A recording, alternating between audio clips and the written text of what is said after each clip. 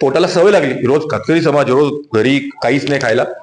तर मग आम्ही म्हटलं आपण नाश्ता चालू करू. तर पहिले 3 महिने तर आम्ही दिले नाश्त्याचे त्यांच्या ह्याच्यात शाळेमध्ये.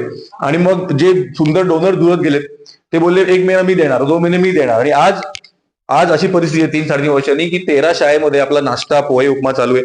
362 मुलं रोज सकाळी येऊन पोहे उपमा नाश्ता पास्ता पावभाजी पाणीपुरी हे खातात रोज.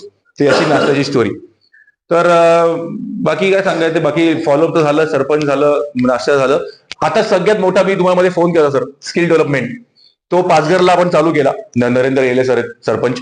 आणि आज त्याचा 30वा दिवस आहे. तर आम्ही काय केलं सर, काही खूपशे एनजीओ 90% एनजीओ बघतो आम्ही, ते फक्त येतात, स्टेशनरी देतात, फोटो काढतात आणि जाऊन मोठे मोठे अवॉर्ड घेतात की आम्ही पाड्यात कामं केली. आमचं थोडं थिंकिंग वेळ आहे. आपल्याला काहीतरी बदल आणत आहे लाईफमध्ये. जर आपण एका तरी माणसाला सुखावलं आयुष्यात, म्हातारपणी आपल्याला वाटेल हा यार काहीतरी चांगलं काम केलं. तर एक आहे डिजिटल लर्निंग. दुसरं पाचघरला, पाचघर ग्रामपंचायत ही मोखाडा तालुक्याची पहिली कसारा जवळची कसारा जाताना.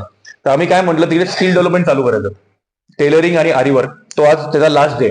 तर आमचा निरोप समारंभ आहे. तुम्हाला पण हे आहे, निमंत्रण आहे. मी तुम्हाला सगळ्यात आहे, हे तिकडे जवळ म्हणून सांगितलं.